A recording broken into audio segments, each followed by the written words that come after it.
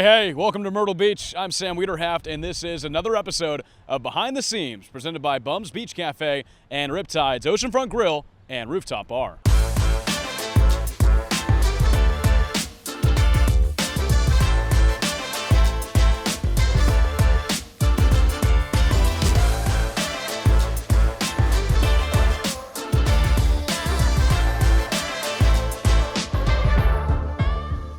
All right, we're up at RipTydz. It's a beautiful day in Myrtle Beach. You know Ryan Moore, but we got a special guest in the house, the head honcho, the made man, Pelicans owner, Chuck Greenberg. Chuck, thanks for joining us today. Great to be with you, Sam. Even you too, Ryan. Thanks, Chuck. How's the Myrtle Beach visit been going so far for you? It's been great. Been down almost every week here for the last month or month and a half as we're working on our future plans for the ballpark. So it's exciting, and the team's been playing better, and crowds have been terrific, and we're looking forward to a great summer. Absolutely, and more. It's feeling like summertime here in Myrtle Beach, and usually that means bigger crowds at Pelicans ballpark, a lot of commotion, just some really fun times for Pelicans games. We've had more people in the month of May than I think we've ever had at the ballpark. I think it's a testament to the hard work that everyone puts in, day out at the ballpark, but it's also a testament to the community and really embracing what the Pelicans mean and what type of entertainment it can bring, whether you're a family, whether you're a retired couple, single individuals, come out with a group of friends, golf groups. We see it all at the ballpark, and that's one of my favorite things about the experience. We're coming off a recent 2-week homestand, and it was a unique homestand, especially in that second week. We bring in the Fredericksburg Nationals with some earlier start times. I loved the environment, the whole day. I thought those were great ideas and great games. You know, when I first bought the team 18 years ago, one of the things we decided to do was not to compete against the beach, and that's why Sunday games went from being afternoon to being in the evening. But we hadn't had a day game during the week in 14 or 15 years and decided to give it a try, and it was an enthusiastic crowd. It was a good game. It's the sort of thing that went well enough, we'll try it again. So, Chuck, how this works, we have a jar full of questions in here. I'm going to go and pick them out. We're just going to kind of riff and talk about some baseball things. Let's do it. Who have been your favorite baseball players to watch? As a kid, my favorite player was Roberto Clemente, the great Roberto Clemente of the Pirates. I was born in '61. I was fortunate enough to see him throughout the prime of his career. Went to a lot of games at old Forbes Field in Pittsburgh, and he was just a joy to watch in every way. The second guy who comes to mind, totally different reasons, is Josh Hamilton. You know, I was fortunate to be part of the Rangers when they sort of emerged from the shadows and ended up winning 2 American League titles. And Josh Hamilton, such an improbable story of his comeback. But during those few years, he was as gifted, just thrilling a player to watch as I've ever seen. A guy who was so big and could run so well. I think seeing Josh run from first to third was beautiful. I think Josh Hamilton, when we did that exhibition, Rangers and was it Coastal Carolina 2011? Yep. I think Josh Hamilton was on that team. He was. Yeah, that was a great team. And they were just coming off being in the World Series for the first time, en route to going to the World Series for another time.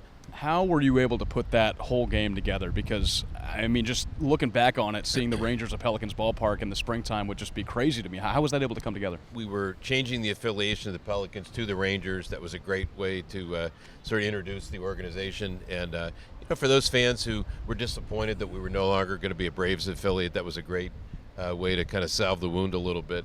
But that was a special day. I can tell you that for the players, for a lot of the guys, it was really re-energizing, and a number of them said that contributed to the year that they had in 2011. What is your philosophy, and more, you can answer this as well, what is your philosophy on the fan experience in Myrtle Beach? I think the result is that the fan experience is terrific, which is why the Pelicans just keep winning all these awards for best ballpark experience, and deservedly so. I mean, our philosophy is that whatever our fans are going to enjoy, that's what we want to do.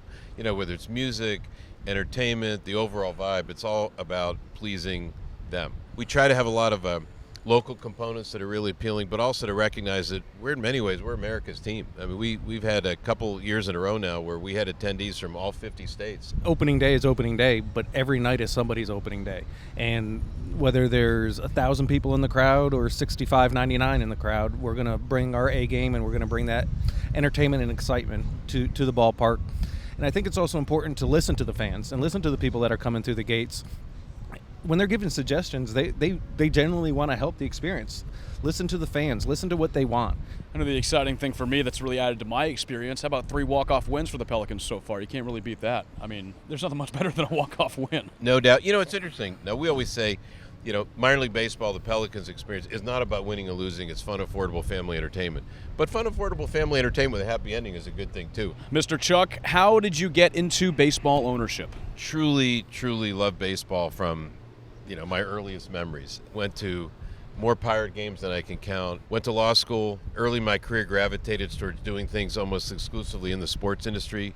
Most of it was in hockey at the time. But then I had a chance in the early 90s to represent a gentleman who was trying to buy the Pittsburgh Pirates. And though the deal didn't go through, I learned a lot about sort of the inside business of baseball and how to acquire a team. In 2001, I got a phone call out of the blue from one of the two guys who owned the Altoona Curve, the Pirates' AA affiliate in the Eastern League.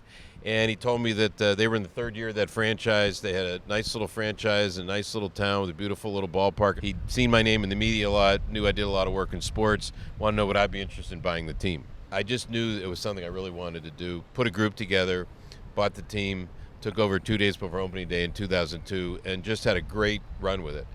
After a few years, wanted to expand. Was really, really intrigued with having a team near the beach in a dynamic town that also had tourism. Next month will mark 18 years, June of 2006, and it's been a blast ever since. More, I want to hear your thoughts on, you've been with the Pelicans for quite a while now, been the president for a few years, and what's been some of the advice that you've gotten, maybe from Chuck, maybe from other people in baseball that, have kind of helped you in what you've done? Treat people right.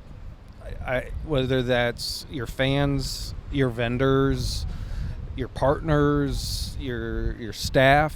If people know that you truly care about them as people and not just as assets, then you can make some monumental gains. I'm proud of the way our staff is involved, not just with the fans inside the ballpark, but also with the community outside of the ballpark, with the amount of boards and committees and nonprofits that we work with for the entire Grand Strand.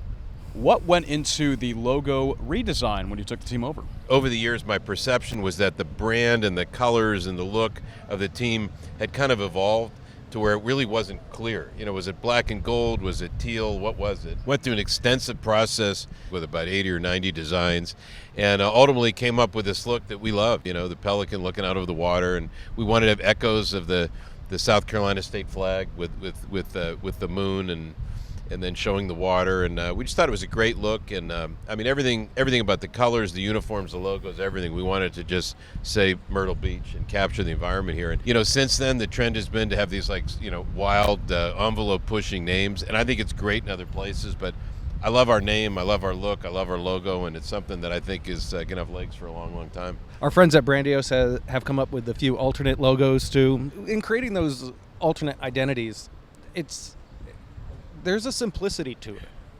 People love the flag of South Carolina. Why don't we embrace that into one of our logos?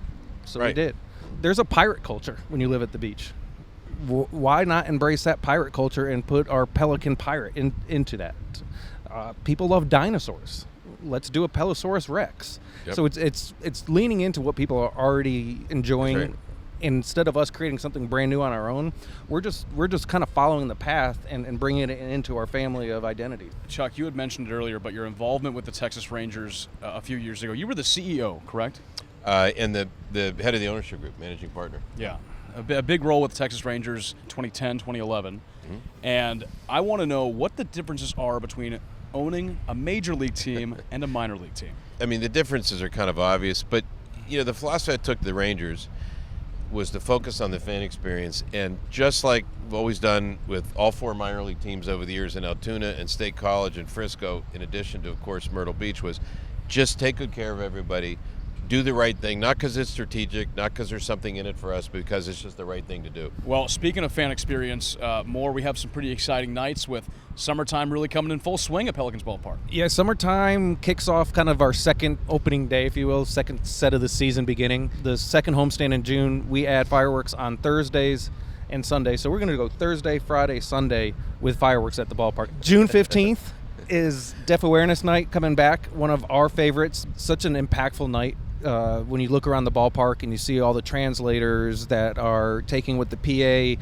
is saying and using sign language to communicate with fans who are from the hard of hearing community. And then come June 28th, it's our Ripley's Night.